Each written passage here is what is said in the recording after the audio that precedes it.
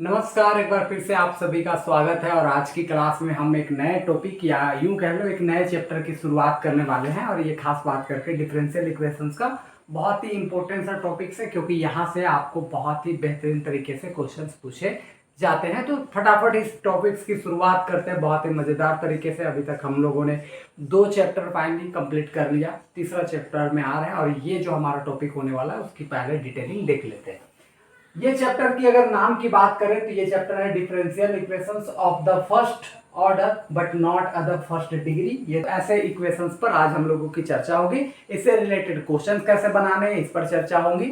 तो तमाम चीजों पर चर्चा हम लोग जारी रखेंगे। तो फटाफट देख लेते हैं कि आखिर वो किस तरीके का हमारे पास दिखता है, क्या उसकी सारांशेष है, किस तरीके से हम उसके बिहेवियर को समझ सकते हैं। वो तमाम चीजें यहाँ से देखने की कोशिश करेंगे। तो आइए जी फटाफट सबसे पहले तो हम डिफरेंशियल इक्वेशंस पर चलते हैं, जो आप लोगों को मेनली हम लोगों ने जो चर्चा करके बता दिया था। एक बार फिर से उसी को रिवीजन करवाते हैं और फिर मोटा मोटी इस टॉपिक्स पर फाइनली हम लोग आते हैं। डिफरेंशियल इक्वेशंस की बात करें तो हम कहते थे कि एक ऐसा इक्वेशन जिसमें dy by D x involve होता है उसको हम डिफरेंशियल इक्वेशंस कहते हैं जनरली। ठीक है, बात इतनी क्लियर थी। यानी अगर कोई इक्वेशंस में अगर हमारे पास यहाँ पर इस तरीके का है और इस तरीके का इक्वेशंस में अगर हमारे पास dy by D x involve है तो हम ऐसे इक्वेशंस को डिफरेंशियल इक्वेशंस कहते हैं। शॉर्ट में डिफरेंशियल इक्वेशंस का यही मतलब था कि कोई इक्वेशन है जिसमें dy बाई डी एक्स है तो डिफरेंशियल इक्वेशन है। अब इसमें हमने 2 बातें की थी, एक तो पहला ऑर्डर पर और दूसरा हमारा डिग्री पर। और ऑर्डर क्या होता था, तो जो भी डिफरेंशियल इक्वेशन में है उस डिफरेंशियल इक्वेशन में कितना बार उसको डेरिवेटिव किया गया है वो उसका ऑर्डर होता था।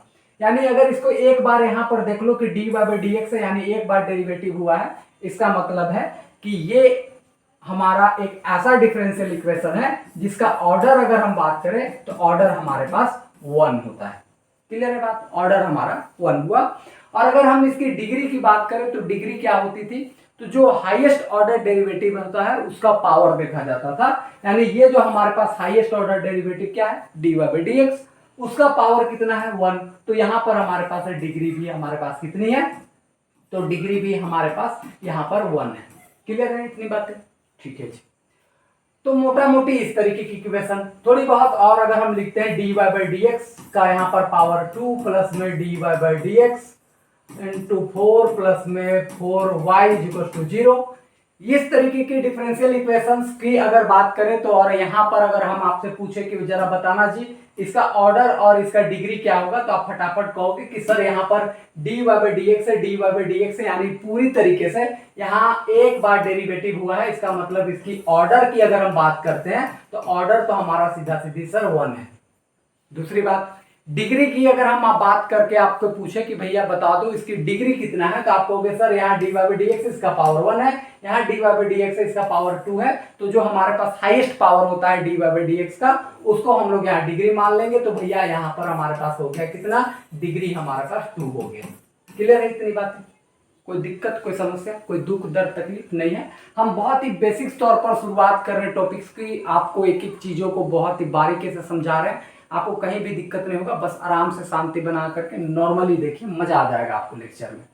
चलो जी थोड़ी बहुत और चर्चा करते हैं। d2y by D x 2 plus में 4dy by D X plus में 6x is equal to 4x cube. हमने एक ऐसा डिफरेंशियल इक्वेशंस लिख दिया है। अब इस डिफरेंशियल इक्वेशंस में अगर हम आपसे पूछें कि भैया बताओ इसका ऑर्डर कितना है, तो आप कहोगे सर इसमें हाईएस्ट बार डेरिवेटिव 2 बार हुआ है। इसका मतलब ये हुआ सर कि इसका जो ऑर्डर की अगर कोई पूछे तो सर ऑर्डर हमारा 2 हो गया। डिग्री की अगर कोई बात करेगा तो सर जो हाईएस्ट ऑर्डर डेरिवेटिव होता है उसका पावर को हम डिग्री कहते हैं। इसका मतलब है कि इस डिफरेंशियल इक्वेशंस का जो डिग्री हो गया सर वो 1 होगा। इस बात पे हम लोगों ने चर्चा कर ली है। अब इस तरीके के डिफरेंशियल इक्वेशंस में थोड़ी बहुत अब हमारा जो टॉपिक डिस्कस करना है उस पर हम लोग चर्चा करने वाले हैं, तो इसी से क्लियर करेंगे। यहां पर हम लोगों को जो टॉपिक डिस्कस करना है, जो हमारे पास टॉपिक है जिसका डिफरेंशियल इक्वेशन जिसमें फर्स्ट ऑर्डर होना चाहिए, मतलब एक ही बार डेरिवेटिव वहां इन्वॉल्व होना चाहिए, यानी dy by D x he involve होना चाहिए। उसके अलावा d2y by D x 2, d cube y by D x cube, d का पावर 4 बाई डी एक्स 4, ऐसा वाला टर्म इन्वॉल्व नहीं होना चाहिए। फर्स्ट ऑर्डर केवल बोला है, क्या बोला है आपको, फर्स्ट ऑर्डर। तो यानी कि dy बाई डी एक्स ही केवल आपके पास इन्वॉल्व होना चाहिए था। तो भैया फर्स्ट ऑर्डर डेरिवेटिव कौन है, यहाँ देख लो dy बाई डी एक्स केवल इन्वॉल्व है, जिसका ऑर्डर कितना है 1 होना चाहिए। यहाँ भी देख लो ऑर्डर कितना है 1 होना चाहिए। तो ऐसे डिफरेंशियल इक्वेशंस को हम लोग चूज करेंगे, लेकिन इसको हम चूज नहीं करेंगे क्योंकि इसका ऑर्डर कितना है 2 है। तो सीधा सीधी हम लोग ऐसे डिफरेंशियल इक्वेशंस को पहले छांटेंगे जिसका ऑर्डर यानी dy बाई डी एक्स ही उस टर्म में इन्वॉल्व होनी चाहिए। हाँ, यहां पर आगे बोला है कि भैया उसका जो डिग्री होगा but not of the first degree, उसकी डिग्री 1 हो सकती है, 2 हो सकती है, 3 हो सकती है, 4 हो सकती है, 5 हो सकती है, उससे हमको कोई मतलब नहीं है। यानी मोटा मोटी अगर हम समझे तो यहाँ पर देख लो इसकी डिग्री कितना हो गया 1 हो गया, इसकी डिग्री कितना हो गया 2 हो गया। तो ऐसा डिग्री कुछ बढ़ते रहे, 3 हो जाए, 4 हो जाए, 5 हो जाए, उससे हमको कोई मतलब नहीं है। लेकिन हम लोगों को एक ऐसा डिफरेंशियल इक्वेशन चाहिए जिसका ऑर्डर 1 हो और डिग्री चाहे कितना भी बढ़ते चला जाए, उससे हमें कोई मतलब नहीं है मेरे दोस्त। शॉर्ट में अगर हम आपको बताएं तो देखो जरा सा, अगर हम थोड़ी बहुत और इस पे चर्चा करके आपको बताते हैं, ठीक है, ध्यान रखिएगा इधर। अगर हम यहाँ पे शॉर्ट में लिखते हैं dy बाई डी एक्स का क्यूब प्लस में 4 dy बाई डी एक्स का स्क्वायर प्लस में 7 dy by D x is equal to sine x. हमारे पास इस तरीके का एक डिफरेंशियल इक्वेशन हमने लिख दिया है यहाँ पर नॉर्मली तौर पर। अब यहाँ पर अगर हम बात करते हैं कि भैया इसका ऑर्डर बताओ कि इस डिफरेंशियल इक्वेशंस में ऑर्डर कितना है, तो आप कहोगे sir dy by D x dy by D x dy by D x दिख रहा है, इसका मतलब इसका जो ऑर्डर है वो सर 1 है। डिग्री की अगर बात करें जाए तो यहाँ पर देख लो, यहाँ पावर इसकी 1 हो गया, यहाँ पावर 2 है, यहाँ पावर 3 है, तो सबसे हाईएस्ट पावर कितना है 3, तो कुल मिलाकर के डिग्री हमारा 3 हो गया सर और ऑर्डर हमारा 1 हो गया। तो हम ऐसे डिफरेंशियल इक्वेशंस पे चर्चा कर सकते हैं क्योंकि इसकी ऑर्डर कितनी है 1 है और डिग्री चाहे कितनों भी बढ़ते चला जाए उससे हमें कोई मतलब नहीं है। तो ऐसे ऐसे डिफरेंशियल इक्वेशंस पर आज की क्लास में हम लोग चर्चा करेंगे। कुछ बहुत और एग्जांपल लेते हैं, एकदम घबराने की कोई जरूरत नहीं है, आराम से सीखिएगा। आराम से जब सीखिएगा तो भाई साहब आपको पूरी बातें यहाँ से क्लियर हो जाएंगी।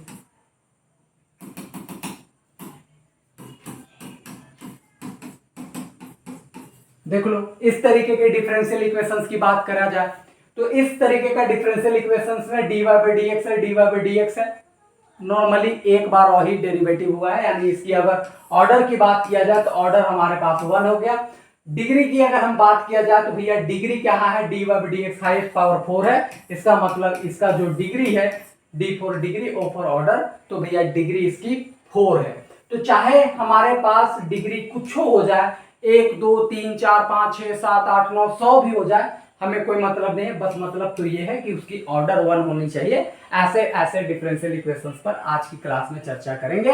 अगर वो डिफरेंशियल इक्वेशन ऐसा हो जाए d2y by D x 2 plus में 6 dy by D X plus में 4y, तो हम ऐसे पे चर्चा नहीं करेंगे क्योंकि यहाँ डबल डेरिवेटिव है। अगर हम यहाँ पर d2 cube y by D x cube plus में 6 d2y बाई डी एक्स 2 ऐसा कुछ रहे तो देख लो यहाँ सबसे हाईएस्ट ऑर्डर 3 है, इसका मतलब यहाँ पर हम इसकी चर्चा नहीं कर रहे होंगे, हम तो बस उसकी चर्चा कर रहे होंगे चर्चा जिसका ऑर्डर हमारे पास सीधा सीधी कितना होना चाहिए, तो उसका ऑर्डर सीधा सीधी हमारे पास 1 होना चाहिए, भले ही डिग्री की जो बातें हैं वो बढ़ते चला जाए उससे हमें कोई मतलब नहीं है मेरे दोस्त।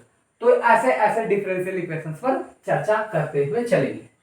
अब आखिर इसकी जनरल केस कैसे दिखेंगी, इस तरीके का डिफरेंशियल इक्वेशंस कैसा दिखेगा, उस पर थोड़ी बहुत यहाँ पर चर्चा कर लेते हैं।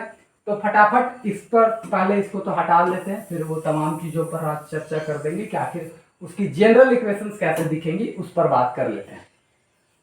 तो मोटा मोटी अगर हम यहाँ से ध्यान से समझो, अगर हम बाकी सारी चीजों को आपको समझाने की कोशिश करें तो देखो जरा सा, हम एक ऐसा इक्वेशन लिख रहे हैं dy बाई डी एक्स का power 4 plus 4 into dy by D X plus 6 by dy by D x का whole square is equal to, मान लो हम 0 लिख दिए, सपोज दैट ऐसा।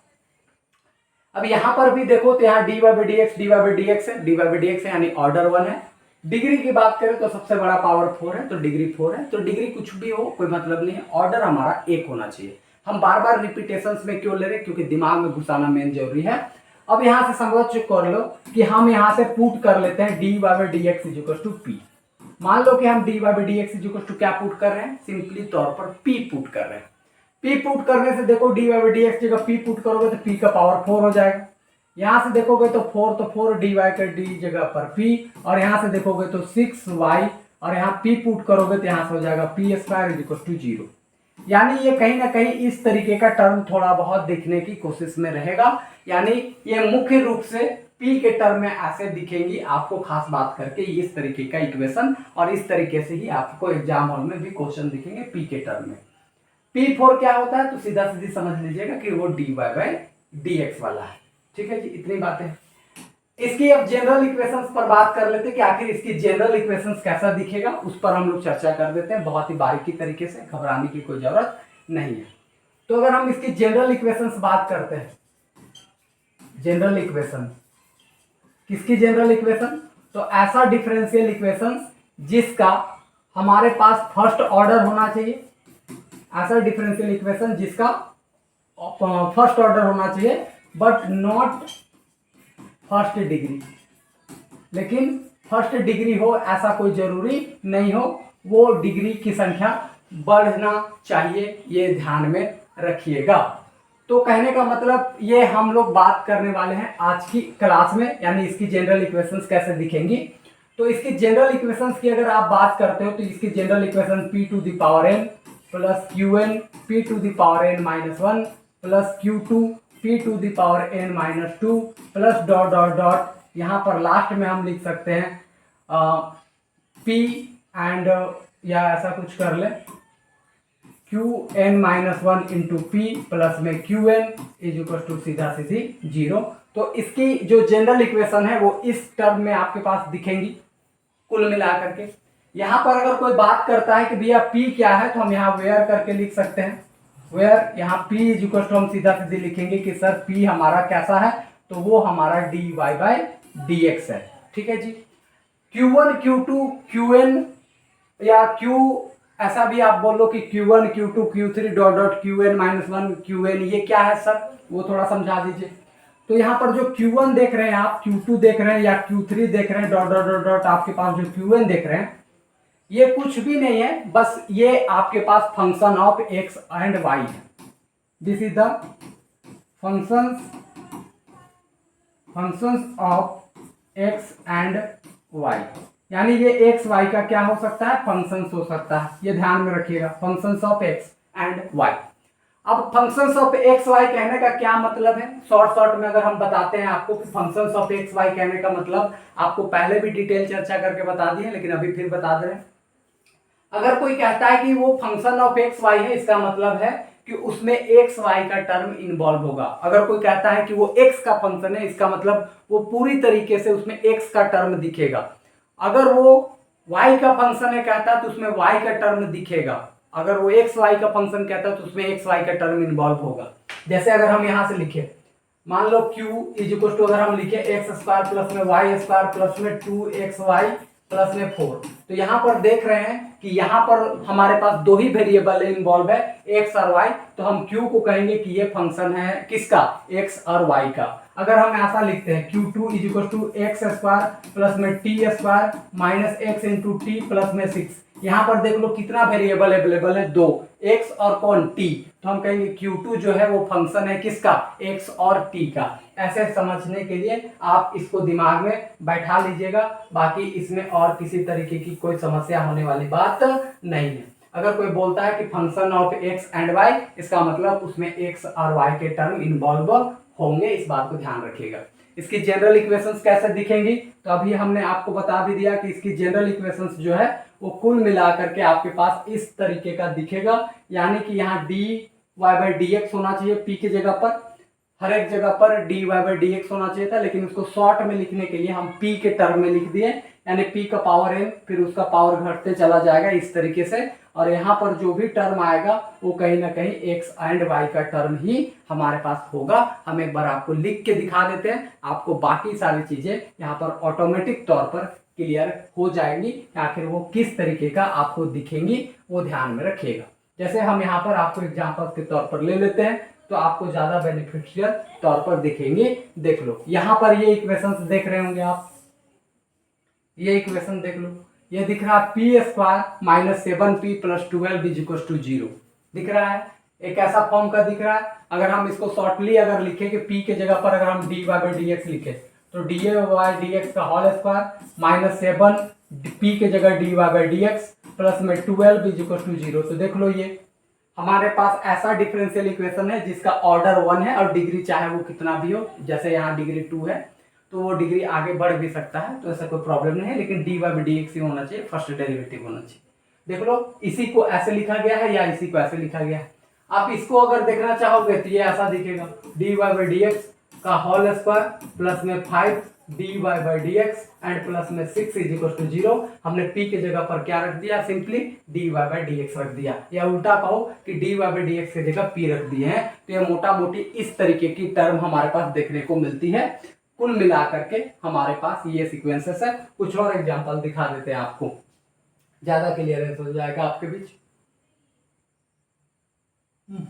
हाँ यहाँ देख लीजिए, ये आपके पास दिख रहा है P square minus A plus B into P plus में A B is equal to 0। तो ये भी आपके पास कहीं ना कहीं पी के टर्म में यहाँ पर इन्वॉल्व है। तो इस तरीके की डिफरेंशियल इक्वेशंस आपको चर्चा आज की क्लास में करनी है।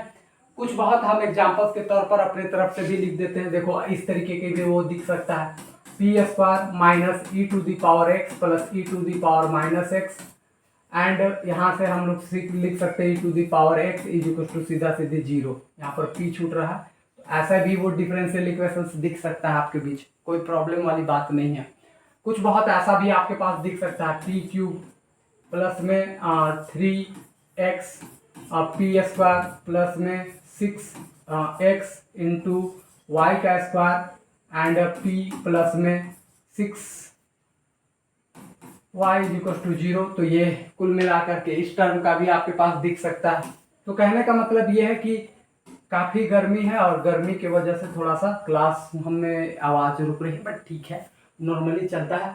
कि यहाँ पर अगर आप देखें तो ये इस तरीके का टर्म दिख सकता है p का क्यूब पी स्क्वायर फिर p फिर इस तरीके का टर्म में वो आपके पास इस तरीके की इक्वेशंस देखने को मिलेंगी। खास बात करके हमारा differential equations of the first order but not at the first degree वाले चैप्टर में हमारा जो सीक्वेंस है या जनरल इक्वेशंस जो है वो इस फॉर्म का दिखेगा, जहाँ p जो है वो डी बाई डी एक्स के जैसा होगा, q1 q2 dot dot dot kn जो है वो function of x and y होगा, यानी x y का फंक्शन कहने का मतलब कि उसमें x y का टर्म इन्वॉल्व होंगे। बस ये दिमाग में रखना है। इतनी बातें क्लियर है। चलिए जी फटाफट अब हम लोग क्वेश्चंस को बनाने के लिए कुछ मेथड है, उस मेथड को अब यहाँ से चर्चा कर लेते हैं आपके बीच, ताकि आप इन तमाम चीज़ों को बहुत बारीकी से समझ करके चल सकते हैं। ठीक है जी, तो हम चर्चा कर लेते हैं method for solving. Method for solving यानी सॉल्व करने का हम लोग यहाँ पर मेथड देखने वाले हैं कि क्या क्या मेथड है जिसके थ्रू हम इसको सॉल्व कर सकते हैं या इस तरीके के डिफरेंशियल इक्वेशंस को बहुत ही बारीकी तरीके से बना सकते हैं। इस पर आज हम लोग चर्चा करने की कोशिश कर रहे हैं। तो अगर इसकी चर्चा करने की अगर हम कोशिश करते हैं तो देखो मोटा मोटी तौर पर हमारे पास यहाँ पर दो तरीके की मेथड हम लोग डिस्कस करेंगे, जिस पर खास बात करके आज हम लोगों को चर्चा करनी है। पहला, हमारे पास जो भी डिफरेंशियल इक्वेशंस है उसको एज अ लीनियर फैक्टर में हम तोड़ेंगे। पहला जो अप्रोच हमारा होगा, फर्स्ट जो हमारा मेथड होगा, ये आप कह सकते हो कि फैक्टराइज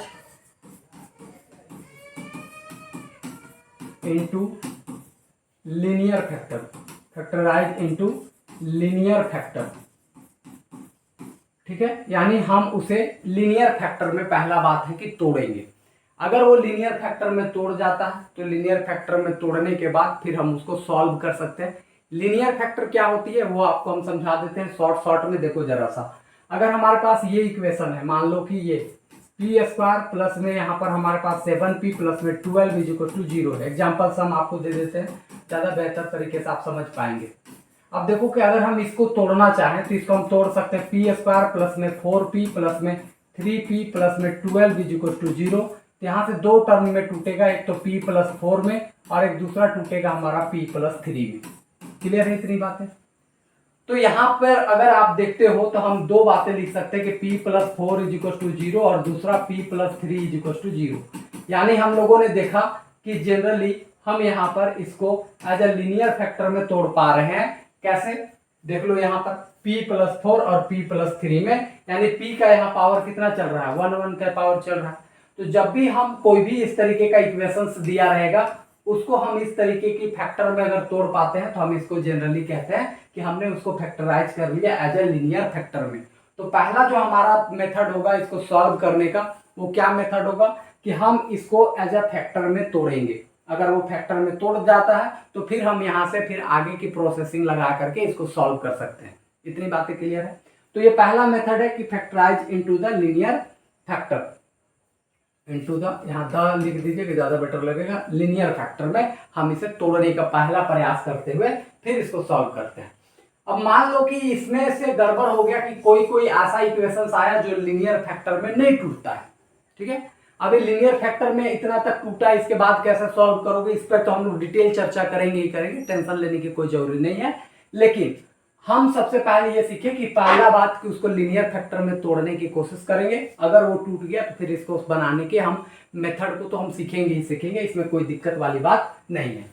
लेकिन अगर मान लो कि ये लीनियर फैक्टर में हमारा नहीं टूटा, जो हमारा मेथड 2 का डिस्कशन चल रहा दे रहे हैं आप, मान लो कि it not factorise into the linear factor, यहां लिख देते हैं इट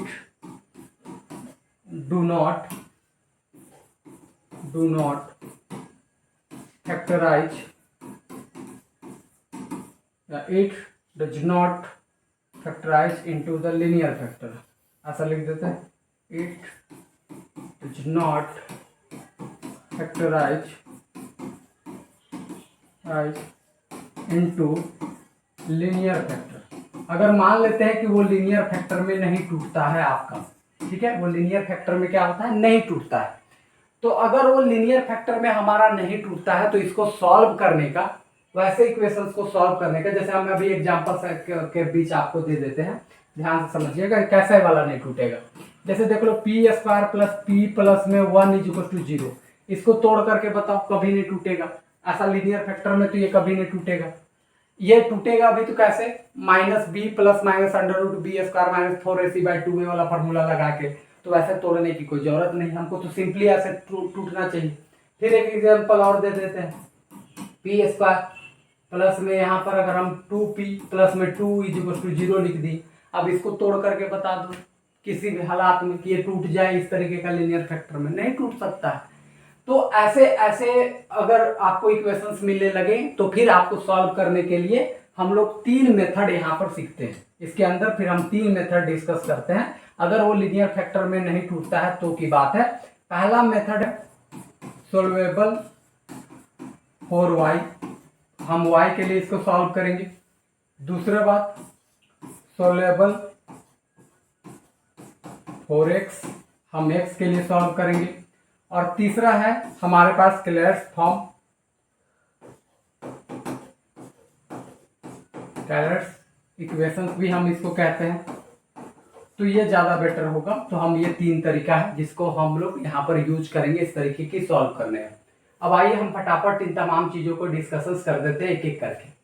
तो वो मेथड क्या होती है कि अगर हमारे पास कोई इस तरीके का इक्वेशंस दे दिया है जो डिफरेंशियल इक्वेशन जिसका ऑर्डर 1 है और डिग्री कुछ भी हो सकता है, 1 को छोड़ करके वो कुछ भी डिग्री अगर हमारे पास है, और फिर हम लोग उसकी यहाँ पर बात कर रहे हैं मेथड की, सॉल्व करने की मेथड की अगर हम बात करते हैं तो इसको मेथड 2 तरीके का हम लोग यहाँ पर मेथड सीखते हैं। 2 तरीके का हम लोग मेथड यहाँ पर सीखते हैं। पहला जो हमारे पास मेथड होता है जिसको हम लोग कहते हैं कि फैक्टराइज मेथड, यानी उसको अगर फैक्टर में टूट जाता है तो हम सॉल्व करेंगे। अगर वो फैक्टर में नहीं टूट पाता है, अगर वो फैक्टर में नहीं टूट पाता है तो उसको सॉल्व करने के फिर से हम 3 मेथड सीखेंगे। पहला मेथड है soluble for y, soluble for x, और तीसरा है कैलर्स इक्वेशंस जिसको हम लोग बहुत डिटेल में चर्चा करेंगे। और सबसे ज्यादा इंपॉर्टेंट है ये लास्ट वाला जहां से आपको क्वेश्चन पूछे जाते हैं आपके एग्जाम्स और पॉइंट ऑफ व्यू के तौर पर, ठीक है। ये इतनी बातें हैं, इसको ध्यान में रखना है। अगर वो लीनियर फैक्टर में टूट गया, जैसे इस तरीके का इक्वेशन दिया, इसको इस तरीके के फॉर्म में टूट गया, तो फिर तो टेंशन ही नहीं लेना है, इस वाले मेथड का कोई जरूरी नहीं है यूज करना। लेकिन अगर वो इस तरीके का दिया और नहीं टूटा तो इसको या तो इससे सॉल्व कर सकते हैं, या तो इससे, या तो इससे, तीनों में से कोई एक मेथड लगा करके हम सॉल्व कर सकते हैं। तो हम तमाम चीजों को बारीकी से एक एक कर करके डिस्कस करेंगे, तो टेंशन लेने की कोई जरूरत नहीं है, आराम से सीखेंगे, होले होले सीखेंगे। विस्तार पूर्वक से सीखेंगे और ये तमाम चीज़ों पर भी चर्चा हम लोगों की आगे चलती रहेगी। आइए जी अब थोड़ी बहुत आगे यहाँ पर बढ़ते हैं और उन तमाम चीज़ों पर भी चर्चा करते हैं कि आखिर पहला जो हमारे पास सिचुएशंस होगा कि हम लीनियर फैक्टर में किस तरीके से तोड़ेंगे और उसको सॉल्व करने की क्या क्या मेथड है, इस पर आज हम लोग चर्चा कर लेते हैं। तो यहाँ पर अगर हम सबसे पहला मेथड की बात करें यानी कि मेथड 1 की बात करते हैं, हम लोग मेथड 1 की बात करते हैं, यानी अगर हम यहाँ से बात करते हैं तो हम उसको एज अ तोड़ रहे हैं फैक्टराइज इनटू लीनियर फैक्टर की बात कर रहे हैं लोग, ठीक है। यानी अगर हम उसको लीनियर फैक्टर में तोड़ पाते हैं तो की बात है। पहला मेथड ये सीख रहे हैं। तो हमारे पास जो जनरल इक्वेशन था वो कैसा था, ध्यान से समझो। हमारे पास जो जनरल इक्वेशन था वो p to the power n plus qn p to the power n minus 1 plus q2 p to the power n minus 2 plus dot dot dot qn minus 1 p plus qn is equal to सीधा सीधे हमारे पास 0 हो गया। Clear, इतनी बात है। तो अगर हमारे पास ध्यान देने वाली बात है कि ऐसा हुआ कि मान लो ये हम लोगों ने इक्वेशन लिखा पी स्क्वायर प्लस में 7p प्लस में 12 इज इक्वल टू 0 लिखे थे। तो ये लिखने से क्या हुआ कि हम इसको दो फैक्टर में तोड़ पाए थे, p प्लस 4 और यहाँ से p plus 3 is equal to 0। तो ध्यान समझना कि यहाँ पर जितना डिग्री होता है इस वाले इक्वेशन में सबसे हाईएस्ट डिग्री कितना है, 2 है, क्योंकि ये क्वाड्रेटिक इक्वेशन है 2 है। तो इसको हम दो लीनियर फैक्टर में तोड़ पाते हैं। ध्यान रखिएगा अगर वही पावर 3 वाला चल रहा है, ध्यान रखिएगा अगर वो पावर 3 वाला चल रहा है तो फिर हम इसको 3 फैक्टर में तोड़ पाते हैं, 1 2 3 फैक्टर में तोड़ सकते हैं। अब ये क्या क्या में टूटेगा वो तो खैर बात की बात है, लेकिन हम मोटा मोटी जितना पावर होता है उतना फैक्टर में हम इसको तोड़ पाते हैं। इस बात को दिमाग में रखिएगा। 2 पावर है तो 2 फैक्टर में, 3 पावर है तो 3 फैक्टर में हम इसे मोटा मोटी तोड़ सकते हैं। इस बात पे चर्चा करेंगे। तो इस तमाम चीजों पर ध्यान रखने वाली बात है। तो इसका मतलब ये समझे कि सर अगर 2 पावर है, 2 लीनियर फैक्टर में टूट रहा है, यहां पर देख रहे हैं कि हमारा जो पावर चल रहा है वो पावर n है। पावर हमारा कितना है, n है, हाईएस्ट पावर n है। तो इन दिस केस इसको n फैक्टर में हम तोड़ सकते हैं। यानी अगर हम मान ले तो p माइनस a1 ऐसा, दूसरा अगर माने तो p माइनस a2, फिर तीसरा p माइनस a3 और डॉट डॉट डॉट डॉट करते करते p माइनस an में तोड़ सकते हैं। सर कोई दिक्कत वाली बात नहीं है, ठीक है जी। पावर n है तो उसको n फैक्टर में हम तोड़ सकते हैं। जैसे देख लो p माइनस, अभी तोड़े थे देख लो, p square plus 7p plus 12 था, तो इसको 2 फैक्टर में तोड़े थे, p प्लस 4 और यहाँ से हम तोड़े थे p plus 3 is equal to 0। तो यहाँ पर देख लो ये p आ रहा था और यहाँ पर कोई टर्म आ रहा था, यहाँ पर भी p आ रहा था, यहाँ पर कोई टर्म आ रहा था।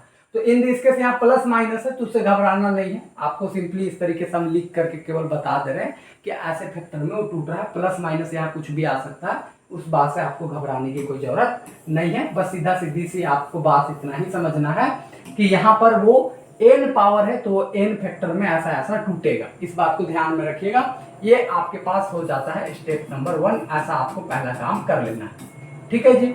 अब उसके बाद स्टेप 2 में आपको क्या करनी है कि स्टेप 2 में आप मोटा मोटी एक एक फैक्टर को लेना है। p माइनस a1 को लेना है और p माइनस a1 को लेने के बाद आपको क्या करना है कि यहाँ p को रहने देना है, a1 को इधर भेज देना है, p को चेंज कर लेना है dy बाई dx में, a1 तो a1 हो गया, ठीक है जी। इस dx को उधर भेजना है यानी कि dx is equal to a1 into dx, और जो भी यहाँ पर थोड़ी सी मिस्टेक हुआ है, यहाँ पर dy आना चाहिए, देख लो, जो भी यहाँ पर y का टर्म है उसको इधर लाना है, जो भी x का टर्म होगा उसको उधर भेजना है, क्योंकि dx हमारा उधर है, dy हमारा इधर है। तो जो भी y वाला टर्म इधर आएगा, जो भी x वाला टर्म है उधर जाएगा। और फिर दोनों साइड हम यहाँ पर स्टेप थर्ड में हम दोनों साइड ले लेंगे क्या जी, इंटीग्रेशन ले लेंगे। इस बात को ध्यान में रखिएगा, दोनों साइड इंटीग्रेशन ले लेंगे। जो भी हमारे पास रिजल्ट आएगा, स्टेप 4 की बात करते हैं। स्टेप 4 में बस हम इसको छोटा छोटा स्टेप में बांट रहे हैं अभी सिंपली तौर पर, लेकिन इसकी कोई जरूरत है नहीं। तो जो भी हमारे पास सॉल्यूशंस आएगा, जैसे मान लो कि कोई भी सॉल्यूशन आया, मान लो ये इस तरीके का फंक्शन के रूप में सॉल्यूशन आया x y z के रूप में, एंड राइट हैंड साइड में हमारे पास c या कुछ भी टर्म में इस तरीके का सॉल्यूशन आया हो, या अगर हम इसी की बात करते हैं मोटा मोटी, मान लो कि अगर हम यहाँ से शॉर्ट में अगर आपको बताएं मान लो इसके ही डेरिवेटिव कर इंटीग्रेशन किए तो dy का y, a1 मान लो कुछ भी हो गया, मान लो वो कुछ भी हो सकता है, dx का x हो गया प्लस में c। तो सभी टर्म को एक साइड में ले लाएंगे ऐसा, और ऐसा लाने के बाद राइट हैंड साइड में ले लेंगे 0, और फिर ये मान लेंगे कि ये हमारे पास एक सॉल्यूशन है। इसी तरीके से हम इसका भी निकालेंगे, इसका भी निकालेंगे, इसका भी निकालेंगे, सबको निकालेंगे।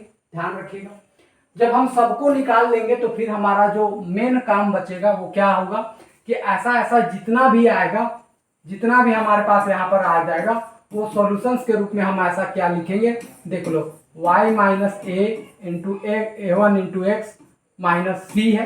पहला वाला को ले रहे हैं तो आप यहाँ पर c1 भी लिख सकते हो, कोई दिक्कत नहीं है। फिर इसी तरीके से दूसरा का लिखोगे, फिर से यहाँ पर तीसरा का लिखोगे, ऐसे करते करते n वाले टर्म को लिख करके राइट हैंड साइड में कर दोगे क्या 0। बाद में यहाँ c1 आएगा, यहाँ c2, यहाँ c3, यहाँ cn। तो बाद में सभी को हम c मानते हुए फिर उसको हटा देंगे, यानी कि यहाँ c1, c2, c3 dot dot cn आएगा ना, सबको c में कन्वर्ट कर देंगे। ऐसा क्यों? क्योंकि मेरे पास सिंपली और सिंपली एक ऑर्डर का ही डेरिवेटिव है, इस वजह से एक ही कांस्टेंट हमारा कोई भी सॉल्यूशन में आएगा। इस वजह से हम लोग बाद में सभी को एक c मानते हुए कन्वर्ट कर देंगे। तो एक बार मोटा मोटी हम पूरा डिस्कस कर दे रहे हैं कि ये मेथड में करोगे क्या, कैसे करोगे, तमाम चीजों को भी कवर कर दे रहे हैं, तो घबराइएगा नहीं। देखो बच्चे, आपको करना क्या है कि अगर आपके पास ऐसा कोई इक्वेशन दिया है उसको पहले लीनियर फैक्टर में सॉल्व करना है, मतलब तोड़ देना है, फिर एक एक को यहाँ पर आराम से सॉल्व कर देना है। एक एक को सॉल्व किए, सॉल्व करके जो रिजल्ट आएगा उसको एक तरीके का ऐसे लिख देंगे। लिखने के बाद जो c1, c2, c3 dot dot आएगा सबको c में कन्वर्ट कर देंगे, काम हमारा हो जाएगा। अब एग्जांपल्स लेंगे, आपको मोटा मोटी पूरी बातें क्लियर हो जाएंगी कि कैसे बनाना है, क्या करना है। मेथड अगर क्लियर हो गया है तो ठीक है, नहीं भी क्लियर हो गया तभी एग्जाम्पल देख के ऑटोमेटिक क्लियर हो जाएगा। फिर हम एक बार मेथड पे और डिस्कस कर देंगे। आइए जी फटाक से यहाँ पर चर्चा ले लेते हैं। क्या हो गया, मक्खी बैठा हुआ, ठीक है, यहाँ से देख लेते हैं। ये हमारे पास पहला एग्जाम्पल्स के रूप में दिया हुआ है। इसी एग्जाम्पल्स को अगर हम डिस्कस करके आपके पास सामने चर्चा करें तो देखो हमारे पास कैसे निकल करके आने वाली है, तमाम चीजों पर यहाँ चर्चा कर देते हैं। देख लो, अगर हमारे पास ये एक इक्वेशन है P square minus 7p plus 12 is equal to 0, तो हम क्या करेंगे, सबसे पहले देख लेंगे क्या ये लीनियर फैक्टर में टूटेगा, तो तोड़ के देखते हैं। हाँ जी बिल्कुल, ये हमारा टूटेगा P square minus 4p minus 3p plus में 12 इज इक्वल टू 0, क्योंकि इन दोनों को ऐड करके ये आ जाएगा, दोनों को मल्टीप्लाई करके ये आ जाएगा। तो इन दिस केस इस यहाँ से p बाहर निकालेंगे तो यहाँ बचेगा p माइनस 4, यहाँ से माइनस 3 बाहर निकालेंगे तो यहाँ बचेगा p minus 4 is equal to 0। यहाँ पर दोनों वैल्यू सेम है, इन दोनों में से एक कॉमन निकालेंगे और यहाँ से p बचा और यहाँ पर हमारे पास माइनस 3 इज इक्वल टू 0 बचा, तो हमने ये लिख दिया है। अब यहाँ से क्या करना है कि देखो ये लीनियर फैक्टर में टूट गया, अब एक एक कर को हम सॉल्व करना है। जैसे p minus 4 is equal to 0 को सॉल्व करना है, p माइनस 4 को 0 सॉल्व करना, p को क्या लिख सकते हैं dy बाई dx, 4 को उधर भेजोगे माइनस 4 को तो 4 हो जाएगा। ये वाला जो dx है उसको इधर भेज सकते हैं हम लोग, ये वाला dx को अगर हम इधर भेजते हैं तो dy is equal to 4 into हमारा हो जाएगा dx। दोनों साइड ले लेंगे इंटीग्रेशन, क्योंकि dy वाला पूरा इधर है, dx वाला इधर है। ऐसा तो कोई कांस्टेंट है तो कोई फिक्र वाली बात नहीं है। dy का करेंगे तो y हो जाएगा 4 तो 4, dx का करेंगे तो x, एंड प्लस में हम लिख सकते हैं c1। सभी टर्म को इधर ले लाएंगे तो y माइनस हमारे पास बनेगा 4x minus c1 is equal to 0। इसको मान लेंगे इक्वेशन नंबर 1, ठीक है जी। उसी तरीके से p माइनस 3 को भी सॉल्व करेंगे। p माइनस 3 को सॉल्व करेंगे तो क्या बनेगा, देख लो p minus 3 is equal to 0, तो यहाँ से p को लिख सकते हैं dy by dx is equal to सीधा सीधी 3। इस dx को उधर भेजेंगे, इस dx को इधर भेजेंगे तो सीधा सीधी देख लो dy is equal to 3 into dx बन करके आ गया हमारे पास। दोनों साइड ले लेंगे इंटीग्रेशन, दोनों साइड इंटीग्रेशन लेने से dy का y हो जाएगा इधर 3x एंड प्लस में यहाँ हो जाएगा c2। सबको इधर ले लाएंगे तो y माइनस यहाँ से 3x minus c2 is equal to 0, equation number 2। अब यहाँ से देख लो, अब यहाँ से जो हम लिखेंगे वो ध्यान में रखना, जनरल सॉल्यूशन। तो जनरल सॉल्यूशन जो हम लिखेंगे वो कैसा होगा, बस इतना करना है कि यहाँ जो रिजल्ट आया है y minus 4x minus c1 इसको लिख देना है। फिर इसको लिखना है y minus 3x minus c2 is equal to 0। अब यहाँ से जो फाइनल आंसर है, तो यहाँ से जो फाइनल आंसर जो हम लोग यहाँ पर लिखेंगे तो वो जो हमारे पास आंसर होगा वो ये होगा y minus 4x minus c और y minus 3x minus c is equal to 0 और ये हमारा हो जाएगा सॉल्यूशन। तो कहने का मतलब है कि हम इस तरीके से कहीं ना कहीं हम इस तरीके की प्रॉब्लम्स को बना सकते हैं, बहुत ही बारीकी तरीके से। कुछ करना नहीं है यार, बहुत सिंपल है। जो भी दिया है उसको लीनियर फैक्टर में सॉल्व करना है, पहले तो तोड़ना है। इसको अलग सॉल्व कर दिए, इसको अलग सॉल्व कर दिए, जो रिजल्ट आएगा दोनों को मल्टीप्लाई में कंबाइन कर देंगे, ताकि C1 C2 को C में कन्वर्ट करके फाइनल आंसर हमारा आ जाएगा। इतनी बातें क्लियर है? कुछ और क्वेश्चन है तो हम लोग यहाँ से बाकी को बात कर देंगे। तो जो हमारा फाइनल आंसर आ जाता है इस वाले आंसर को हम लोग यहाँ से देख लेते हैं। इसी तरीके से आपको बनाना है p square plus 5p plus 6 को आप ऑटोमेटिक बना सकते हो। इसको 3p में टूटेगा और एक 2p में टूटेगा, तो ऑटोमेटिक आप बना सकते हो। अच्छा जी, एक बात भूल रहे हैं जो हम आपको बता देते हैं। देखो, कभी भी जो आपके पास फाइनल आंसर आएगा इसको हम लोग बोलते हैं कंप्लीट सॉल्यूशन। ठीक है, इसको बोलते क्या है? Complete solution. तो ये ध्यान में रखिएगा, ये जो आपके पास आया वो हमारा जनरल सॉल्यूशन था और ये जो हमारे पास आया वो कंप्लीट सॉल्यूशन आता है। फाइनल सॉल्यूशन बोलो या कंप्लीट सॉल्यूशन बोलो, बात एक ही है। इसी तरीके का नेक्स्ट क्वेश्चन हम लोग देख लेते हैं कि कहाँ पर है, जिसको सॉल्व करना है। देख लो यहाँ पर P square minus 9p plus 18 है। इसको भी आप खुद से बना सकते हो। कैसे? P square minus 6p minus 3p plus में 18 इज इक्वल टू 0। यहाँ से अगर आप कॉमन निकालोगे तो p माइनस 6 और यहाँ से निकालोगे तो p माइनस 3 में ये टूट करके आ जाएगा। फिर इसको अलग अलग करके सॉल्व कर देना है, बात नहीं है, ऑटोमेटिक आप कर दोगे। उम्मीद है कि यह काम करिएगा। यहाँ हम इस प्रॉब्लम को बना देते हैं पी स्क्वायर प्लस में 10p plus 16 is equal to 0। उसको आप खुद से कर लीजिएगा, सेम तरीके का प्रॉब्लम है। यहाँ पर अगर पकड़ोगे तो देखो पी स्क्वायर यहाँ पकड़ोगे तो इसको हम लिख सकते हैं 8p प्लस में हम लिख सकते हैं 2p प्लस में यहाँ हम लिख सकते हैं 16 इज इक्वल टू 0। क्यों जी? क्योंकि अगर हमको ऐड करके 10 लाना है, मल्टीप्लाई करके 16, तो 8 2 जा 16 और 8 और 2 हो जाएगा 10। यहाँ से अगर हम p कॉमन निकालते हैं तो यहाँ बनेगा p प्लस 8। यहाँ से अगर हम 2 कॉमन निकालते हैं तो यहाँ पर बनेगा p plus 8 is equal to 0। इन दोनों में से एक को लिखेंगे p प्लस 8 और इन दोनों में से लिखेंगे तो p plus 2 is equal to सीधा सीधी 0। अब इसको अलग अलग सॉल्व करेंगे। कैसे? कि p plus 8 is equal to 0। तो यहाँ से देख लो dy by D x is equal to, उधर 8 को भेजोगे तो माइनस 8, ये dx उधर जाएगा। तो ये dx अगर हमारा उधर जाता है तो देख लो dy is equal to minus 8 dx आ जाएगा। दोनों साइड इंटीग्रेशन लोगे, dy का y हो गया माइनस 8 तो 8, dx का x एंड प्लस में c1। सबको इधर ले लाओगे तो y प्लस में आ जाएगा 8x माइनस c1, क्योंकि माइनस वाला इधर आ गया तो प्लस 8x और प्लस c1 इधर आ गया तो minus c1 is equal to 0। मान लेना ये 1 हो गया। अब p प्लस 2 को सॉल्व करेंगे तो p प्लस 2 को अगर हम सॉल्व करते हैं, यहाँ से देख लो p plus 2 is equal to 0। तो यहाँ से p की जगह dy बाई डी एक्स लिख सकते हैं। 2 को उधर भेजेंगे तो माइनस 2, dx को इधर भेजेंगे तो dy is equal to minus 2 into dx हो जाएगा। दोनों साइड ले लेंगे इंटीग्रेशन। अब यहाँ से क्या होगा, dy का सीधा सीधी y हो जाएगा, माइनस 2 तो 2 हो गया, dx का सीधा सीधी x प्लस में हम लिख सकते हैं c2। सभी टर्म को इधर भेजेंगे तो y, माइनस 2x को भेजेंगे तो प्लस 2x और c2 को भेजेंगे तो minus c2 is equal to 0। ये मान लेंगे 2। अब हम यहाँ से लिखेंगे फाइनली जनरल सॉल्यूशन और जनरल के बाद लिखेंगे कंप्लीट सॉल्यूशन। तो यहाँ से अगर हम लिखे जनरल सॉल्यूशन तो जनरल सॉल्यूशन हमारा क्या आएगा जी? तो बस इन दोनों को कंबाइंड करेंगे, यानी कि सीधा सीधी y plus 8x minus c1 और इसमें से लिखेंगे y plus 2x minus c2 is equal to 0। यहाँ से लिखेंगे कंप्लीट सॉल्यूशन। तो कंप्लीट सॉल्यूशन हमारा क्या बन करके आएगा? तो कंप्लीट सॉल्यूशन हमारा जो बन करके आएगा वो y प्लस 8x माइनस में c और यहाँ से हमारे पास बनेगा y प्लस 2x माइनस में c इज इक्वल टू 0। और ये इस तरीके से आपको अप्रोच करके बनाना है। तो आज की क्लास में हम रखेंगे बस इतना ही। कल मिलेंगे हम लोग बहुत ही बेहतरीन और शानदार तरीके से प्रॉब्लम को देखते हुए। लेकिन लास्ट एक प्रॉब्लम है तो वो हम डिस्कस कर देते हैं, शायद समय अगर बचा है तो हमारे पास। हाँ बिल्कुल, एक लास्ट प्रॉब्लम है वो भी डिस्कस कर ही देते हैं, ये वाला। फिर हम लोग कल से एक नए टाइप में पहुँचेंगे इसके प्रॉब्लम्स को बनाने के लिए। तो आइए इस पर क्वेश्चन पर भी डिस्कशन जारी रखते हैं। देख लो यहाँ पर है P square minus A plus B into P and plus में A B is equal to 0। इस तरीके की प्रॉब्लम्स में अगर आप देखो तो इसको भी हम सॉल्व करने के लिए बहुत बारीकी से कर सकते हैं। यहाँ से पी स्क्वायर लिखे, फिर यहाँ से हम लोगों ने माइनस, यहाँ पर a इंटू मल्टीप्लाई कर दोगे तो p, यहाँ मल्टीप्लाई करोगे तो minus into B into P, this means minus B P plus में A B is equal to हमारे पास बनेगा सीधा सीधी 0। कैसे हुआ जी ये देखो, plus minus minus A into p a p plus minus minus b into p ये और a B is equal to 0।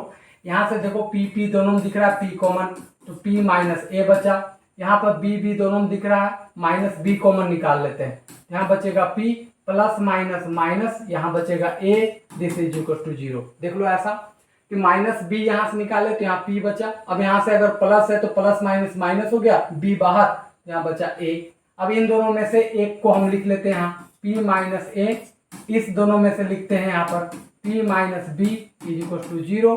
दोनों को अलग अलग सॉल्व करेंगे, p minus a is equal to 0, तो p का वैल्यू लिख सकते हैं dy बाई डी एक्स, और a के जगह तो हम राइट हैंड साइड में भेजेंगे माइनस ए को, तो हो जाएगा प्लस ए।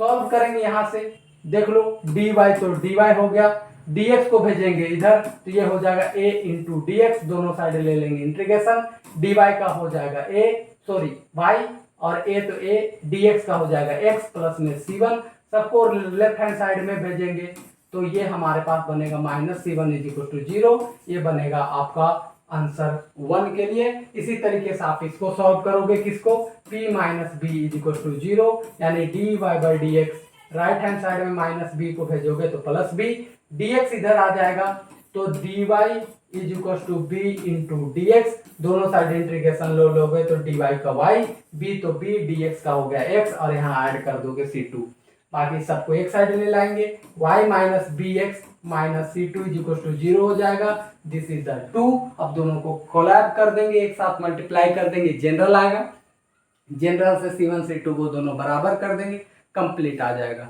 कर लोगे इतनी बातें, तो उम्मीद है कि आज की लेक्चर आपको समझ में आया होगा। मिलते हैं नेक्स्ट वीडियो में, तब तक के लिए wish you all the best, thank you so much. नीचे फीडबैक में कमेंट में जरूर लिखिएगा समझ में आया कि नहीं, कैसा लगा, किस तरीके का लगा, और क्या क्या चीज़ें कुछ बहुत इम्प्लीमेंट करना है या कुछ है, जो मूड करे यार लिख दो, ठीक है। क्लास खत्म होने के बाद थैंक यू सो मच भी लिखना मूड करता तो लिख दिया करो, क्या है।